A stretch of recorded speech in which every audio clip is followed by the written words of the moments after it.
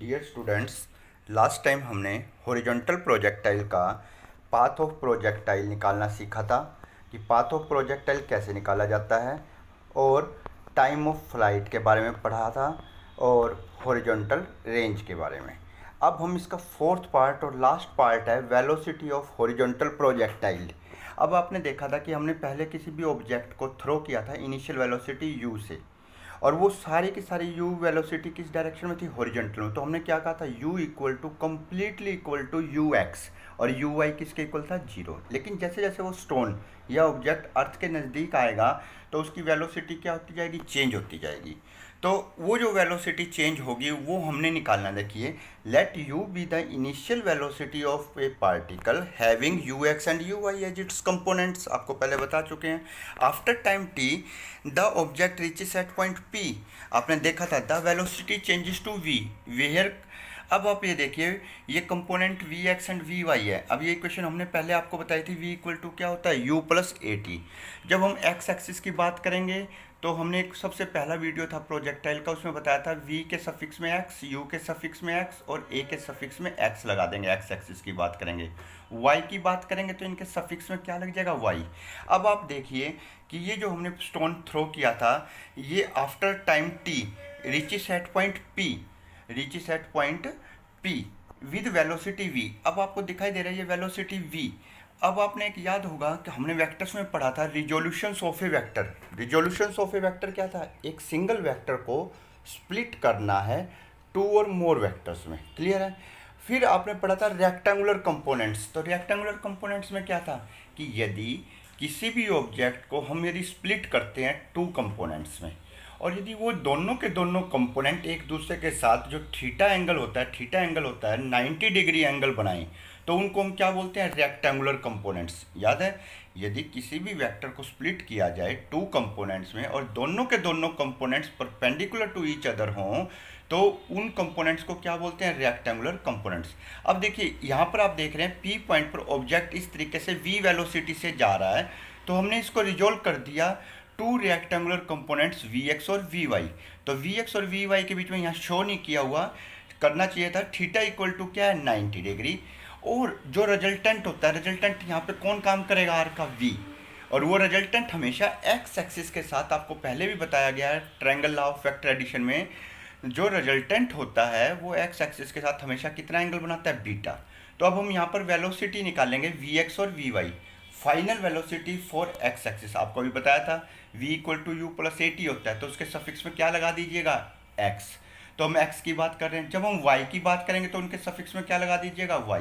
अब आप देखिए v x equal to u x हमने सारा का सारा किसके इक्वल सपोज किया था, u के, प्लस आपको याद होगा ए एक्स इक्वल टू किसके था, जीरो। तो जीरो पुट कर दिया तो वी एक्स इक्वल टू किसके आ गया, u के। सिमिलरली हम ऐसे ही y के अलोंग वेलोसिटी निकाल लेंगे, तो v y equal to u y plus a y t. V y equal to u y किसके इक्वल था, जीरो के। तो प्लस ऊपर से नीचे आते हैं तो एक्सीलरेशन किस में कन्वर्ट हो जाता है, जी में। तो वी वाई इक्वल टू क्या हो गया, जी टी। क्लियर। अब इन दोनों इक्वेशंस को 1 और 2 को स्क्वायर करके ऐड कर दीजिए। v इक्वल टू क्या हो जाएगा, दोनों को ऐड ये करोगे तो वी एक्स, ये वाली जो equation squaring 1 and 2, v x square plus v y square. इन्होंने जो इस तरीके से किया, आप ऐसे भी कर सकते हैं, लेकिन इसको ऐसे करने की बजाय यहाँ पे v इक्वल टू क्या किया हुआ है, under root v x square plus v y square. ये कैसे किया है, जैसे आपने रिजोल्व किया था a vector is equal to में a x i cap plus a y j cap. तो ए का मैग्नीट्यूड किसके इक्वल आ गया था, under root a x square plus a y square. तो यहाँ भी इसने वही यूज किया है कि ए के प्लेस पर तो v ले लिया, under root a x square के प्लेस पर वी एक्स स्क्वायर और ए वाई के प्लेस पर वी वाई स्क्वायर। तो v equal to under root v x square किसके इक्वल आया, u के, तो u स्क्वायर हो गया। वी वाई किसके इक्वल आया, जी टी के, जी स्क्वायर टी स्क्वायर। आप यहाँ पर एक वो भी यूज कर सकते हैं जो आपने ट्रायंगल लॉ में पढ़ा था, r equal to under root p square plus q square plus 2p q cos theta. अब यहाँ पे p r का काम कौन कर रहा है, v, p का काम कौन कर रहा है, वी एक्स, और q का काम कौन कर रहा है, v y, plus two v x v y cos theta, यहाँ पर आप डायग्राम में मैंने अभी बताया था थीटा कितना है 90 डिग्री, तो कोस 90 क्या हो जाएगा 0। तो आप क्या से रिजल्टेंट P इक्वल वो R equal to under root p square plus q square बचेगा अकेला, क्योंकि कोस 90 तक क्या हो गया 0। तो आप R के प्लेस पर क्या रख दीजिए V अंडर रूट P के प्लेस पर v x square plus v y square, और अब वैल्यू पुट करेंगे तो उस तरीके से भी ट्रायंगल ऑफ वेक्टर एडिशन से भी आपका ये क्या आ जाएगा V equal to under root u square plus g square t square. अब डायरेक्शन निकालते थे, डायरेक्शन के लिए आपको पता है हमेशा टेन बीटा निकालते थे। टेन बीटा इक्वल टू क्या हो गया v y by v x, perpendicular upon में बेस, परपेंडिकुलर कौन है वी वाई, बेस क्या है वी एक्स। तो टेन बीटा इक्वल टू किसके हो गया वी वाई के प्लेस पर क्या आ गया जी टी और अपॉन में यू, टेन उधर ले जाके क्या हो गया इनवर्स, बीटा इक्वल टू क्या हो गया tan inverse G T by you. ये जो चारों पॉइंट्स आपको बताए गए हैं, ये चारों के चारों पॉइंट्स आपके हॉरिजॉन्टल प्रोजेक्टाइल के केस के थे। अब हम स्टडी करेंगे वर्टिकल प्रोजेक्टाइल और ओब्लिक प्रोजेक्टाइल।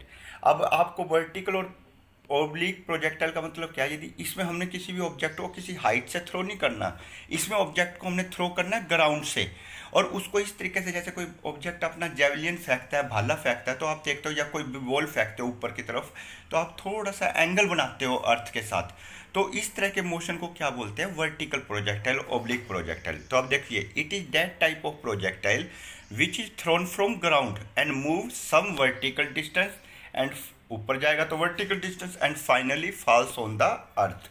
अब देखिए इसमें भी उसी तरीके से हमने पाथ निकालने हैं, पाथ ऑफ प्रोजेक्टाइल। अब देखिए इसमें हमने किसी ऑब्जेक्ट को थ्रो किया ग्राउंड से, ये एक्स एक्सिस है और ये क्या है वाई एक्सिस। ऑब्जेक्ट को हमने थ्रो किया ओ पॉइंट से विद इनिशियल वेलोसिटी यू से, तो ऊपर की तरफ थ्रो किया, making an angle theta with x axis, याद रखना। अब इसने एंगल बनाया हॉरिजॉन्टल के साथ, वर्टिकल के साथ भी बना सकता है वी वाई यू वाई के साथ। अब आप देखिए हमने इनिशियल वेलोसिटी यू से थ्रो किया, making an angle theta with x axis, दिखाई दे रहा है आप सबको। अब यू क्या है रिजल्टेंट का काम करेगा, अब यू एंगल एक्स एक्सिस के साथ बना रहा है, तो इसको रिजोल्व कर लीजिए हॉरिजॉन्टल कंपोनेंट और वर्टिकल में। हॉरिजॉन्टल क्या होगा यू एक्स, वर्टिकल क्या हो गया यू वाई। और आपको याद होगा हमने रेक्टेंगुलर कंपोनेंट्स में किया था, हॉरिजॉन्टल कंपोनेंट कोस थीटा होता है और वर्टिकल क्या होता है साइन थीटा। तो यू एक्स इक्वल टू क्या हो गया यू कोस थीटा और यू वाई इक्वल टू क्या हो गया यू साइन थीटा। ये आर्टिकल भी मोस्ट इंपॉर्टेंट है। तो u x equal to u cos theta, u y equal to क्या लिखेंगे यू साइन थीटा। अब आप देखिए हॉरिजॉन्टल डायरेक्शन में जो वेलोसिटी इस केस में आई है यू एक्स, पिछले आर्टिकल में सारी की सारी velocity u equal to u x थी, यू वाई क्या था जीरो, लेकिन इस केस में यू वाई जीरो नहीं होगा।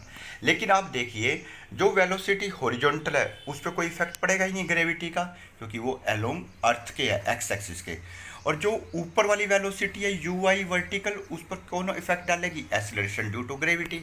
अब ऑब्जेक्ट कहाँ जा रहा है ऊपर, तो एक्सेलरेशन ड्यू टू ग्रेविटी जो ए वाई होगा वो किसके इक्वल होगा माइनस के जी के। जब हम किसी ऑब्जेक्ट को वर्टिकली थ्रो करेंगे अपवर्ड तो एक्सेलरेशन क्या होता है नेगेटिव। अब हॉरिजॉन्टल डायरेक्शन में कोई इफेक्ट पड़ ही नहीं रहा वेलोसिटी पर, यू एक्स क्या रहेगी constant, u x equal to क्या है यू कोस थीटा, याद रखना। तो ए एक्स क्या होगा जीरो, याद रखना एक्स एक्सिस के along acceleration a x equal to क्या रहेगा जीरो। क्यों, क्योंकि ये अर्थ के अलोंग है, इस पर ग्रेविटी का कोई भी इफेक्ट नहीं पड़ेगा। सिर्फ ग्रेविटी का इफेक्ट किस पे पड़ेगा यू वाई पर, क्योंकि ऊपर की तरफ जा रहा है और अर्थ उसको पुल करेगा अपने सेंटर की तरफ। तो u y equal to u sine theta है और ए वाई इक्वल टू क्या हो जाएगा इस केस में माइनस का जी। क्लियर है, ऊपर से नीचे आते हैं तो प्लस का जी, नीचे से ऊपर जाते हैं तो माइनस का जी। तो u x equal to u cos theta, याद रखना है, यू वाई इक्वल टू क्या होगा यू साइन थीटा। अब इसमें आप एक चीज़ और देखिए कि ऑब्जेक्ट एक सर्टेन हाइट अटेन करेगा मैक्सिमम, उसके बाद वो और ऊपर नहीं जा सकता, उसके बाद वो दोबारा अर्थ की तरफ आने लगेगा। जब वो अर्थ पर स्ट्राइक करेगा जिस पॉइंट पर, वहाँ तक का जो डिस्टेंस होगा एक्स एक्सिस के अलोंग, यहाँ पर उसको कहेंगे हॉरिजॉन्टल रेंज, और जो हाइट होगी उसको क्या कहेंगे मैक्सिमम हाइट। अब आप देखिए पाथ ऑफ प्रोजेक्टाइल निकालना सीखिए। A x equal to zero, a y equal to अभी बताया minus g, s x equal to x, s y equal to क्या हो गया y, u x equal to क्या हो गया u cos theta, u y equal to क्या हो गया यू साइन थीटा, जो अभी बताए हैं आपको।